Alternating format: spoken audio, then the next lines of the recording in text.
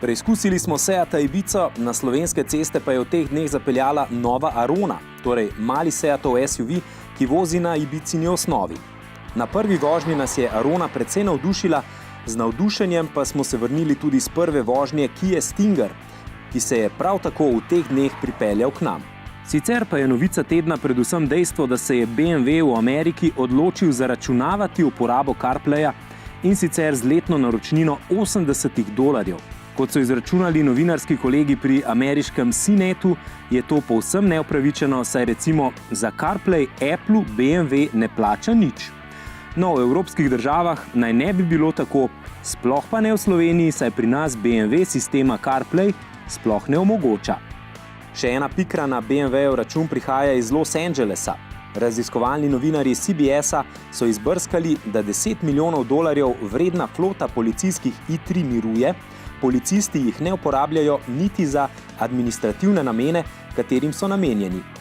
Bolj pozitivna novica iz BMW-ja pa govori, da so izvedli najdaljši neprekinjen drift. Po strani so se vozili kar 8 ur. M5 so morali vmes 4-krat napolniti z gorivom in točenje je že samo po sebi izredno zanimivo. Mimogrede, redek Volvo kupé pokojnega Davida Bowieja, s katero je Bowie kazal svoj električen okus, so prodali za dober denar, €180,000. Manj kot €10,000 pa naj bi dosegla običajna rockerska avta razreda S in sedmica, ki jo prodajata člana skupin Bee Gees in Status Quo. Teden je prinesel tudi prvo risbo nove Fabije, ki jo bodo pokazali na marčevskem ženevskem avtosalonu, ki pa ga bo tokrat izpustil Opel. PSA namreč varčuje. Novi je tudi kupé s 3 bočnimi vrati, Hyundai Veloster. Dočakali smo tudi uradno premiero novega RS-a, Megana RS. Ja, pohvaljeno 4-kolesno krmiljenje bo njegov največji adut.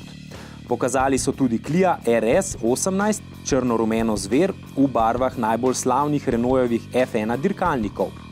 Seveda gre za avto za zbiratelje. Na zbiratelje pa računajo tudi pri Fordu, kjer so Mustanga obarvali v barve McQueenovega Bulleta. Na dražbi zbrani denar pa bo šel v dobrodelne namene.